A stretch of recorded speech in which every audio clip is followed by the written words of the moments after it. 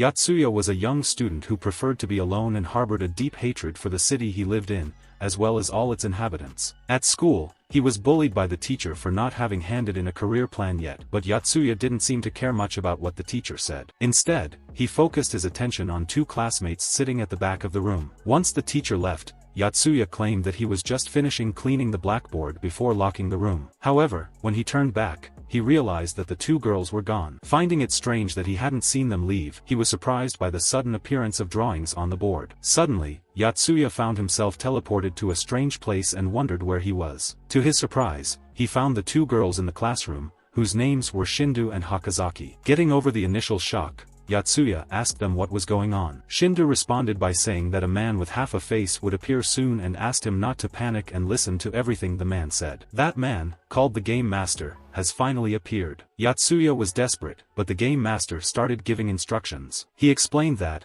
within a maximum of 14 days, they should fulfill the village leader's request. Game Master also revealed that there were 8 steps to be completed in order to accomplish the mission and that, at each step, a new member would join the group until there were a total of 10 members. Furthermore, to know what rewards would be obtained at each step, one had only to ask Yatsuya's companions. It was revealed that Shindu was a wind mage and Hakazaki was a sword warrior. Game Master asked Yatsuya what his class would be, but the classes weren't chosen, just drawn. Much to his disappointment, Yatsuya became a farmer. The two girls were disappointed, but they explained how everything worked and why they had been brought there. Yatsuya checked his weapons and realized he only had a scythe and a hoe. Then they found a registration point, where Shindu explained how it works and asked him to touch and see what was registered. It was the moment when Hakazaki had arrived in this world, but she was embarrassed and didn't allow them to continue watching. While they were there, Shindu spotted goblins approaching. Yatsuya went on the attack, but his scythe ended up breaking. He asked Shindu for help, but all she could do was create a wind towards the goblins. They tried to attack, but all efforts were in vain. Yatsuya was eventually killed, but to his surprise, he found that he respawned after 30 seconds. However, if all the party members died, they would also die in real life. With this new information, Yatsuya started to come up with a plan and asked for Shindu's cooperation. Together, they launched a deadly attack and managed to defeat the goblin. At night, while talking about the quest given to them, Yatsuya asked about the reward for that task, remembering that the Game Master had said to ask the girls. Shindu explained that they would have the right to ask the Game Master a question as a reward. After the first mission, Shindu questioned why they were chosen, and the answer was that someone else had selected them. In the second mission, Hakazaki asked who they were, and the answer was that they were from the distant future. While Yatsuya was on guard, thinking about what question to ask the Game Master, the girls started calling him. When he approached, he saw Hakazaki in flames and asked what had happened, but soon realized that a huge monster was responsible for it. Shindu asked him to run away as there was no way to defeat that monster. The monster devoured Hakazaki, and Yatsuya, in desperation, grabbed Hakazaki and fled. The next day, he noticed that Hakazaki's hand had not regenerated. She explained that it was because the monster had devoured her. Yatsuya came to the conclusion that Shindu would not come back to life, but still decided to head towards the village. Upon arriving there, he noticed that the villagers called them heroes. When they asked the boss what the request was, they discovered that they needed to defeat the same monster that had devoured Shindu. Aware that there was no turning back, Yatsuya left the village determined to raise his own rank. As Yatsuya battled the goblins to rise in rank, he began to remember past events in his life. However, as he turned his attention back to the game, he realized that he had let one of the goblins escape, and his current rank was 9. He wondered if there was any other way to change his rank, but was interrupted by the notification that Hakazaki had died. He wondered how that happened since she should have stayed in the village. As he looked at the village, he noticed that it was under enemy attack. Yatsuya was desperate as he didn't know what would happen if they failed the mission. Upon reaching the village, he came across a registration point. When he tapped on it to see what was registered, he saw Hakazaki practicing with his sword and talking to a villager. She explained that she was becoming stronger in order to be useful and not cause more trouble. As the registration point continued to show what had happened, Yatsuya reflected on everything and realized that he had never cared about others his entire life. At the end of the record, it showed that Hakazaki had been devoured by the monster. Soon after, the monster appeared, and Yatsuya started to run away in fear of dying. However, the monster caught up with him and knocked him away with a single blow. The monster continued to chase him, but Yatsuya managed to dodge and analyze the monster's attacks to find an opportunity to counterattack. He noticed that the monster jumped like a frog, and by changing direction when the monster jumped, he was able to avoid being hit. However, without finding a way to attack the monster directly, he ended up killing a goblin that was in the way, which raised him to rank 10. Upon reaching that rank, the game master appeared and drew a new position for Yotsuya. The roulette wheel spun and landed on the cook position. Yotsuya was disappointed, but noticed that the cook had more offensive weapons and could identify weaknesses in enemies. The game master made time run again and took his leave. Yotsuya charged towards the monster with his knife, piercing the enemy. At that moment, Shindu and Hakazaki resurfaced. Yotsuya explained the monster's attacks to them and continued to attack, but they ended up being defeated repeatedly. Yotsuya realized that the wound he had dealt the monster earlier could be the key to victory. He asked Shindu to use wind magic directly on the monster's body, and together they managed to defeat it. The game master appeared behind Yotsuya and offered him the opportunity to ask a question. Yotsuya asked what would happen after they completed the 10th mission. The game master ordered them to watch a version of the virtual world they lived in. There, the city they lived in was being invaded by monsters, and they would need to face a huge beast to save the city. But suddenly, they were transported back to the real world and were left wondering if they would have to face that creature in real life. Shindu ignored the question and said that he would go out to train, while asking Yotsuya to take Hakazaki home. On the way, they talked a little, but what worried Yotsuya the most was that if they abandoned the mission, the city that he hated so much would be destroyed. While Shindu was talking to another girl about Yotsuya, the latter walked on, deep in his thoughts about the vision of the future that the game master had shown. He questioned why he was chosen to save the city. Suddenly, Yotsuya receives a call from the game master, being taken aback but with little time to talk. The game master gives him his next mission: to seduce a girl he would recommend. Yotsuya breaks into a school and follows the game master's instructions, until he reaches the girl's bathroom. There, he witnesses several girls taking pictures of a girl as a form of bullying. In order not to fail in the mission, Yotsuya decides to break each of the girls' cell phones, one by one. The girls become desperate and run away, while the remaining girl, albeit scared, thanks Yotsuya. They start walking together, and Yotsuya asks if she was being bullied. The girl explains that it wasn't really that, but revenge, because the girl who was filming was streaming on a platform. She reveals that she blurted out some information and breaks down in tears, saying that she had done nothing wrong. The girl recommends Yotsuya a service that trains boys to behave in the presence of women and runs off. 2 weeks later, they are teleported back into the game and realize that the girl is the 4th member of the group. The game master raffles the profession of the new member,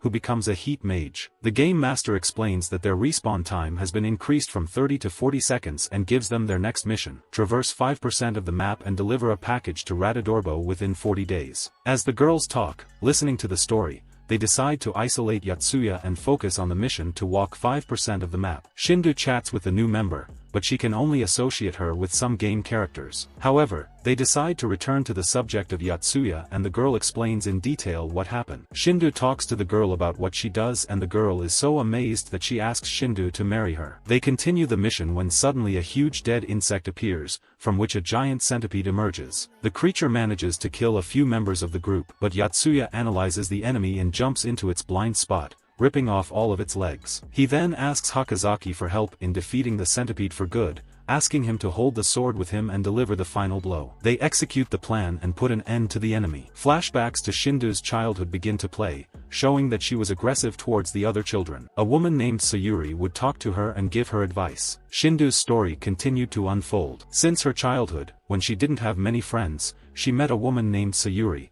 who offered to be her friend. And so, they started talking every day. However, Shindu's friendship with Sayuri came to a sad end. The adults made fun of Sayuri's tragic outcome, but Shindu's father boasted, saying that his daughter had a beautiful face. Those words echoed in Shindu's mind. One night, Shindu wakes up scared and Yotsuya, noticing her condition, asks if he woke her up. Worried about her, Yotsuya strikes up a conversation about a registration point they had seen earlier. Shindu, feeling distressed, asks him for help. Shindu shares her childhood story with the others, revealing that she was known as the bad girl in the neighborhood. However, everything changed when she met an older woman who became very important to her. Shindu felt great affection for that woman, but one day, sadly, she jumped from her building and died. Shindu was no longer able to talk to anyone about the bullying she suffered, and the torment was not just limited to her schoolmates. Her own brothers also bullied her. This situation started when she entered elementary school. Despite all the challenges he faced with the teachers, Shindu found that having friends was what gave him strength. However, everything was taken from her by force,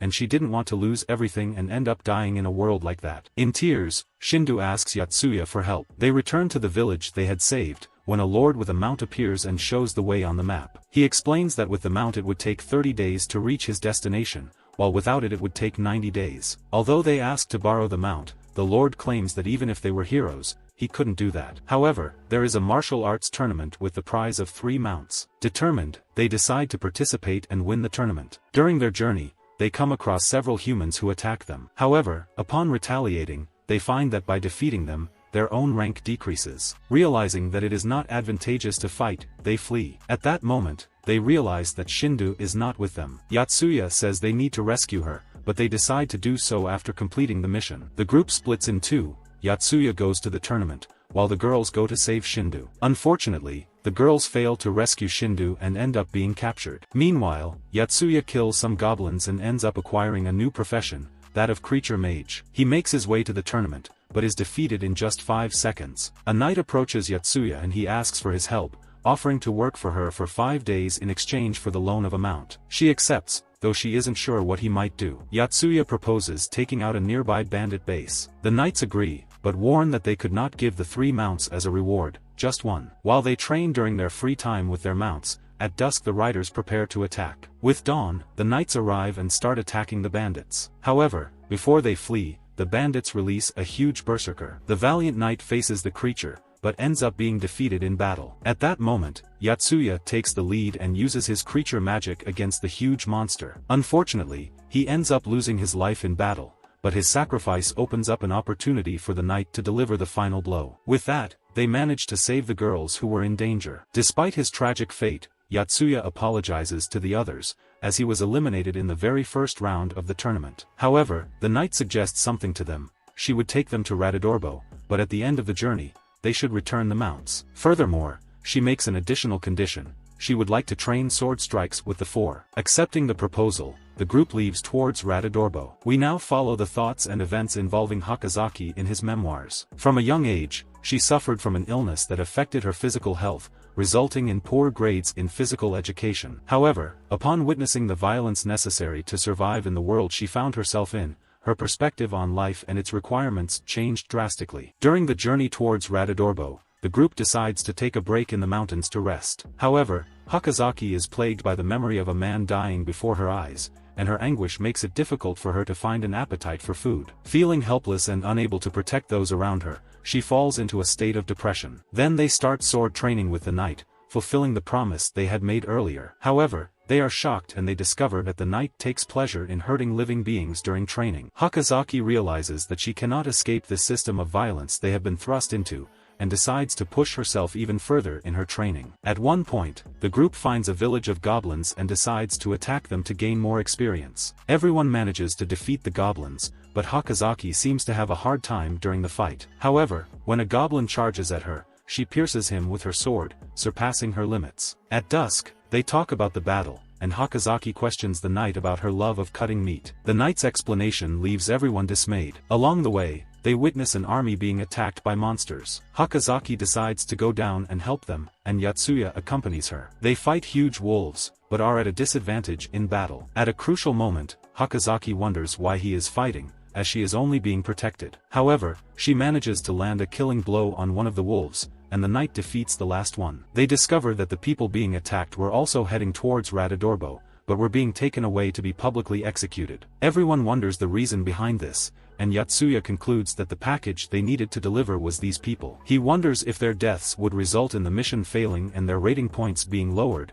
leaving them with a difficult choice to make. The knight faced Camilto with distrust. She questioned the man's conduct and the motives behind his actions. Camilto, an elderly man, was the leader of the troop in question. Tension was palpable between the knight and him, and it was clear that her views on the world and the realm of Diok were deeply opposed. The knight, moved by the conviction that the kingdom was a dictatorship seeking to dominate the entire continent, made the decision to attack. She believed that it was necessary to act against prevailing oppression and injustice. However, before she could move forward, Yatsuya, one of the heroes gathered by her, intervened. Yatsuya gathered the heroes to a safe place and explained the situation in detail. He expressed suspicion that people from the future were watching their actions, perhaps to determine whether they would use a package as a sacrifice. This package contained a child, which made the situation even more delicate. Faced with the imminent risk of directly attacking the soldiers, Yuka suggested an alternative strategy. She proposed that they take the soldiers to Radodorbo and then release them so they could flee. Everyone agreed with this more cautious approach,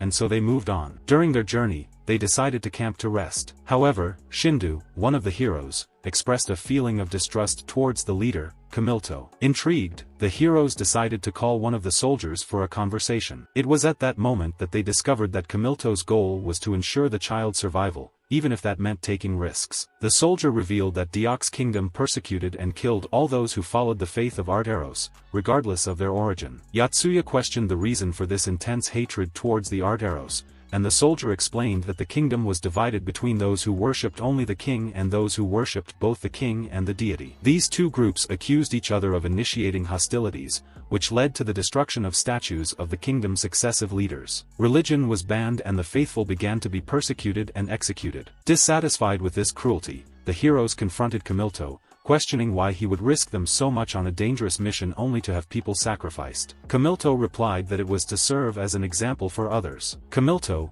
in charge of the troop, revealed that the fate of war orphans and families whose men could no longer work was already mapped out. However, King Deok V changed that story by rewarding soldiers who fought in the war. This revelation brought to light the conflict between Yuka, one of the heroines, and Kamilto. Yuka expressed his hatred for dictatorships and started to argue with him. Tensions rose until Kamilto went on the attack, but Yotsuya managed to defuse the situation. The next day, Shindu, another of the heroes, continued training with the knight. Then they were on her way, pushing their carriage. Upon reaching a cave powered by hydraulic energy, they decided to explore it, but Kamilto ended up trapping them inside. He stated that those who supported the faithful could not continue on their side. Despite this setback, they decided to proceed, as the cave was still an important shortcut. In the next hall, they came across several traps, but managed to solve the riddles and move on. However, Yotsuya was taken down by the next trap. The girls in the group analyzed the trap and came to the conclusion that they should wait until the end of the 542nd cycle to proceed. To avoid further trouble, Shindu stepped forward and made sure that everything worked out. So they continued their journey. When they opened a door, they found themselves in front of a huge mill. However, they realized that there was an arena inside it, and, looking more closely, they noticed that the arena was full of artificial creatures, monsters controlled by some kind of technology. Suddenly, one of the creatures woke up and prepared to attack them, putting the heroes in a situation of imminent danger.